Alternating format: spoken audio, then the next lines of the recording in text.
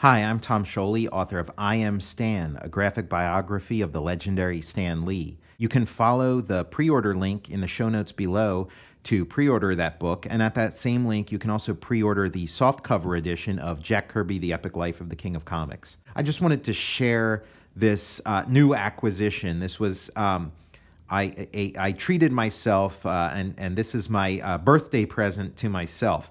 I picked up Denziman, one of the early seasons of the Super Sentai series called Denziman. I think the robot is called something different, like Daidenzin. I've only seen a couple episodes of Denziman, and I enjoy it a lot. What I've seen is really good, but I've just kind of been fascinated with the robot itself. I'm very interested in transforming robots in general, and I've been really into the sort of Super Sentai, DX Megazords, whatever you want to call them, and this one from Denziman is kind of the first transforming robot in the Super Sentai series. Technically, the Leopardon from the Japanese Spider-Man series would be the first transforming robot, but that's it's not exactly a Super Sentai. You could count that, but this is like the first one when it becomes sort of full-on Super Sentai.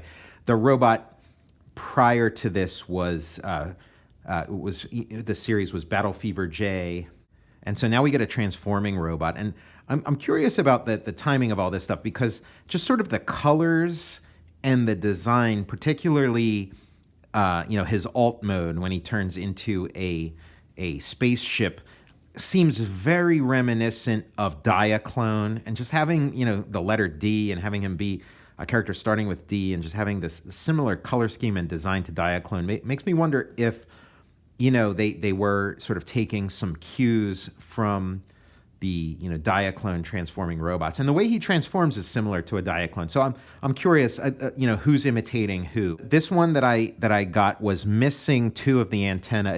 It seems like it's kind of hard to find one that isn't either missing an arm or missing an antenna, and so to me, I'm not so again, I really like the design of this character and of this toy, and I like the show from what I've seen of it, but I'm not so, it's not like, buying a Batman that's missing the horns. Like the character design isn't like so embedded in my soul that like it just seems wrong to have one that has only one horn and not all three horns. So I was fine. At least it's symmetrical. At least it's missing both of the side horns. So I was sort of fine with that. When you transform it, you sort of realize why so many of them are missing those horns, because it does kind of, they do kind of brush up against the area that they fold into. So, he's very cool. He's smaller than, like, he's like a stout little toy.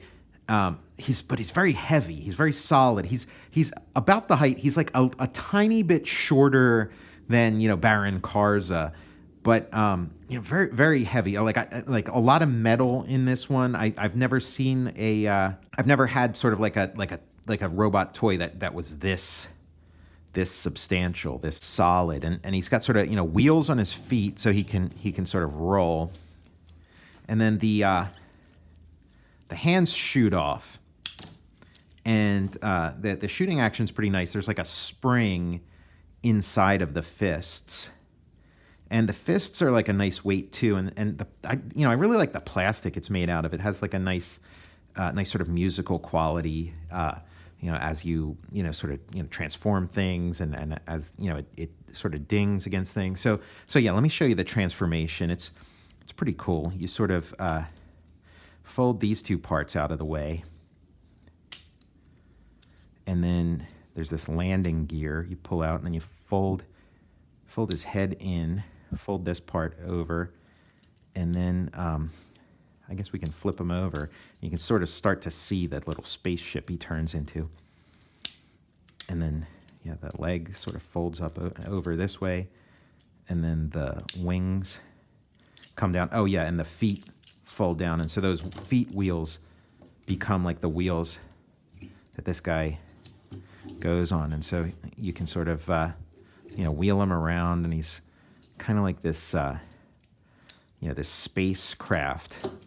Again, this is what, what Diaclones were like. They would sort of turn into these sort of primary color, sci-fi ships, which I really like. And then somebody had the innovation of like, hey, instead of these sort of fanciful sci-fi ships, what if they turn into, like an ordinary car or truck, something a little more relatable. And so that became the new paradigm. And of course, like I grew up with Transformers, with trucks and all that kind of stuff. So then when they start turning into, that to me was the norm. And then, finding like a robot that transforms into some cool, sci-fi design is like a little more, it has a little more novelty for me. So it's just, the way these things are cyclical.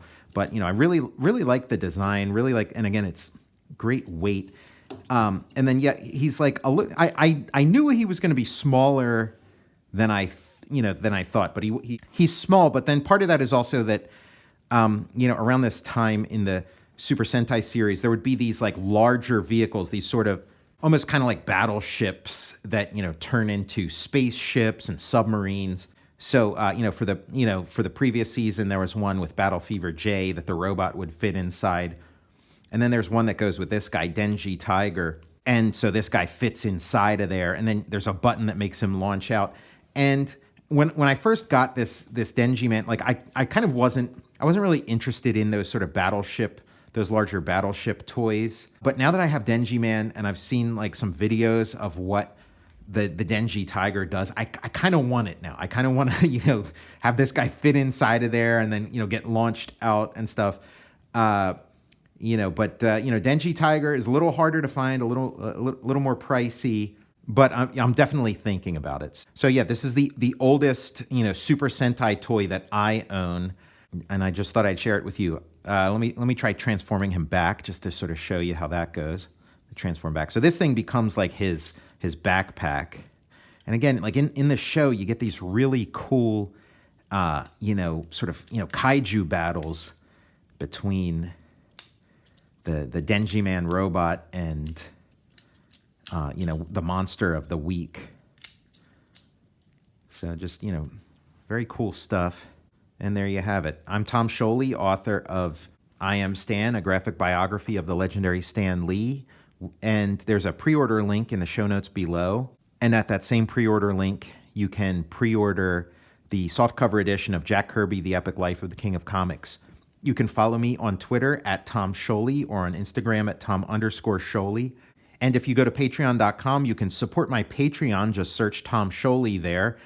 And if you support my Patreon, you'll have access to the full archive of various comics I've worked on and new comics and artwork as I post them there. And who knows, maybe I'll do some kind of Denziman riff at some point. Thank you for joining me. I'll see you next time.